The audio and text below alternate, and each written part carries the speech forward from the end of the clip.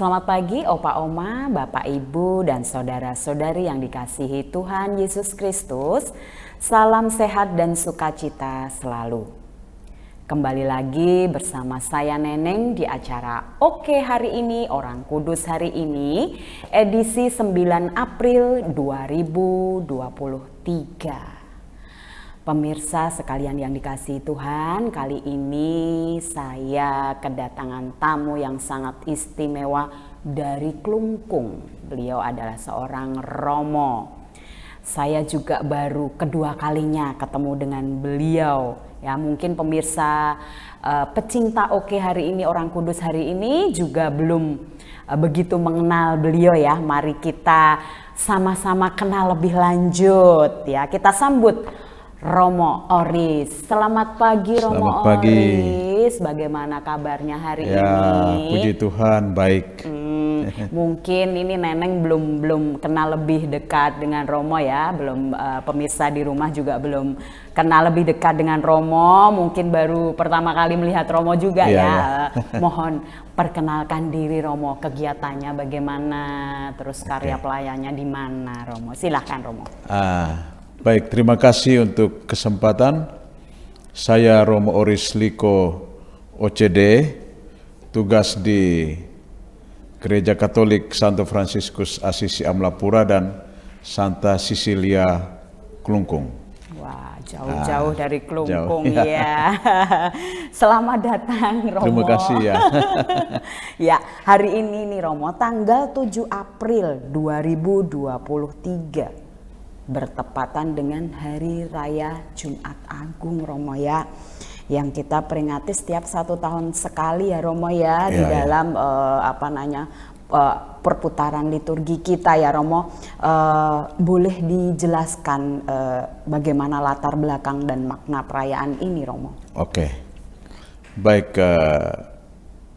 Hari Jumat Agung merupakan salah satu hari Trisuci. Mulai hari Kamis, Jumat Agung, dan Sabtu Suci. Jadi hari Jumat Agung itu diperingati setelah hari Kamis Putih. Ya, kalau di dalam bahasa Inggris itu disebut Good Friday. Ya, dalam perayaan hari Jumat Agung ini, kita umat Katolik diajak untuk mengenang peristiwa agung dan mulia di mana Tuhan kita Yesus Kristus mengalami kematian. Ya. Jadi kematian Kristus di salib itu mau menebus dosa dan kesalahan kita supaya kita semua memperoleh keselamatan. Nah, itu misi utama yang dilakukan oleh Tuhan yang kita kenangkan pada hari Jumat Agung. Nah, itu. Itu kan dalam kalau kita ibadat ya istilahnya. Ya. Kenapa itu ibadat, tidak misa Romo? Oke. Hari Jumat Agung memang agak khusus. Kita tidak merayakan Ekaristi, tetapi kita hanya merayakan ibadat. Ya. Kalau di dalam Ekaristi berarti kita mengenangkan di mana Kristus Tuhan memberikan tubuh dan darahnya supaya kita semua boleh memperoleh kehidupan juga. Dan hari Jumat Agung kita hanya melakukan ibadat Jumat Agung karena di situ kita mau mengenang ya saat di mana Tuhan memberikan cintanya yang begitu besar, pengorbanannya yang luar biasa kepada kita. Jadi kita mengenang penderitaannya dan wafatnya. Jadi itu fokusnya ada pada wafat Tuhan di salib. Jadi tidak ada perayaan Ekaristi itu. Hanya ibadat. Ibadat maka disebut ibadat Jumat Agung itu ya. Nah, terus dalam lingkaran ibadat Jumat Agung itu kan ada upacara penciuman salib ya Romo ya. Dan diawali dengan Romo dari pintu masuk itu, kemudian mengarak salib Terus ditutup ya dengan kain kalau nggak salah ya Romo, ditutup kemudian 3 kali. Nah 3 kali menyanyikan ya lihat yang itu tuh. Itu tuh melambangkan apa ya Romo ya? Kok harus dari pintu masuk kenapa diarak ke altar gitu loh? Apakah ada prosesi yang digantikan itu gitu loh? Maksudnya Neneng digantikan pada saat misa karena ini ibadat. Apakah ada prosesi yang digantikan itu gitu loh pada saat ibadat ini gitu loh? Oke, di dalam liturgi ibadat Jumat Agung kita lihat sedikit dari awal. Itu biasanya tidak ada lagu pembukaan saat hening. Lalu imam bersama dengan petugas liturgi yang lain, jadi berarak menuju altar. Lalu di situ imam berlutut atau tiarap ya, untuk beberapa detik lah. Tiarap atau berlutut itu menjadi tanda atau simbol bagaimana imam mengambil bagian di dalam penderitaan Tuhan. Tuhan mengosongkan dirinya, mempersembahkan hidupnya. Jadi kita mau mengambil bagian di dalam penderitaan Tuhan. Jadi setelah tiarap itu lalu dilanjutkan dengan doa kolekta, doa pembuka ya begitu. Setelah doa pembuka dilanjutkan dengan itu bacaan-bacaannya. Jadi setelah bacaan-bacaan lalu ada homili singkat. Dalam situasi tertentu bisa juga homili tidak diberikan, tergantung dari situasi kondisi umat setempat. Setelah itu lalu upacara penciuman salib. Nah itu sampai pada itu yang Neneng dan itu kan salib itu diarahkan dari luar. Jadi pada awalnya salib itu ditutup semua dengan kain merah.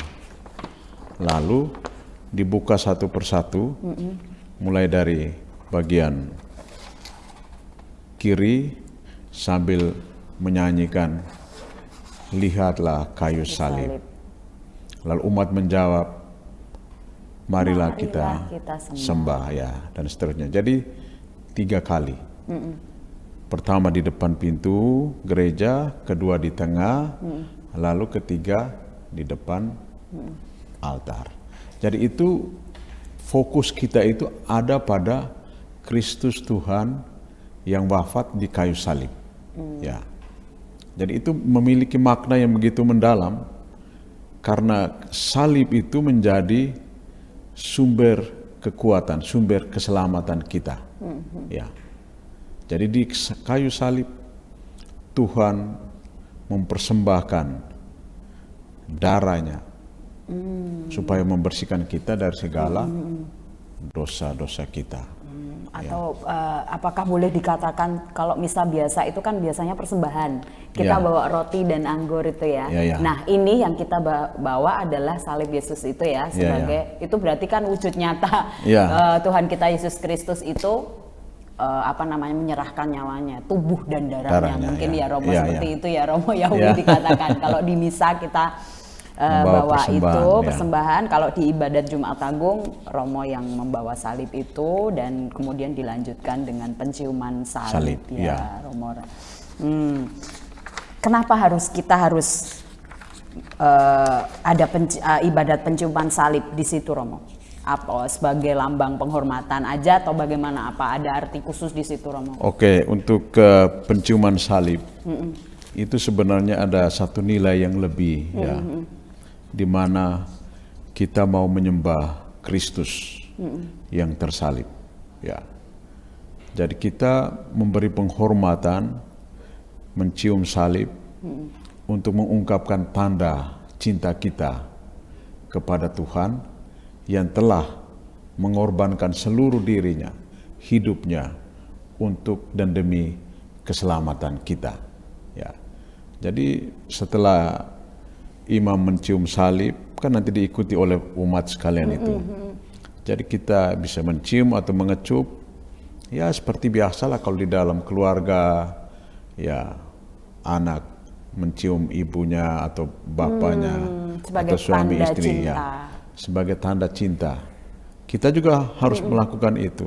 Nah, tanda penghormatan, tanda cinta kita yang begitu besar kepada Tuhan. Karena Tuhan sudah memberikan cinta dan pengorbanannya yang luar biasa kepada kita.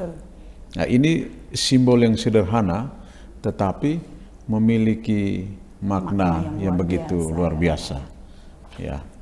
Luar biasa ya, pengorbanan Tuhan kita Yesus Kristus. Sangat beruntung saya menjadi pengikut Tuhan Yesus, Romo ya. Ya, Romo, terima kasih atas kehadirannya hari ini, telah berbincang mengenai Hari Raya Jumat Agung ya, berbagi pengetahuan yang sangat luar biasa. Bahkan ada beberapa yang Neneng baru tahu nih hari ini, tepat pada Hari Raya Jumat Agung. Nah Romo, sebelum kita tutup acara Oke Hari Ini, Orang Kudus hari ini, Neneng mohon untuk Romo berdoa. Oke, marilah kita berdoa.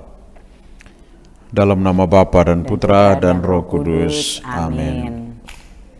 Allah Bapa yang Maha Kuasa dan Kekal, kami bersyukur dan berterima kasih kepadamu karena Engkau telah mengutus Putramu, Tuhan kami Yesus Kristus, yang datang dan tinggal di tengah-tengah kami. Ia rela mengorbankan tubuh dan darahnya dengan wafat di kayu salib agar kami semua memperoleh keselamatan dan kehidupan yang abadi. Kami sungguh-sungguh mengalami betapa besar cinta Tuhan bagi kami. Oleh karena itu, dengan rendah hati kami mohon, semoga kami diberi kekuatan untuk mampu memikul salib-salib kehidupan kami setiap hari, sambil memandang Kristus yang tersalib, karena Dialah yang menjadi sumber kekuatan, sumber keselamatan kami. Dialah Tuhan dan pengantara kami. Amin. Tuhan bersamamu dan bersama rohmu. Semoga kita sekalian senantiasa dibimbing, dilindungi dan diberkati oleh Allah yang Maha Kuasa, Bapa dan Putra dan Roh Kudus. Amin. Terima kasih Romo Terima kasih. Baik pemirsa yang dikasihi Tuhan, sampai jumpa di acara Oke Hari Ini, Orang Kudus hari ini selanjutnya.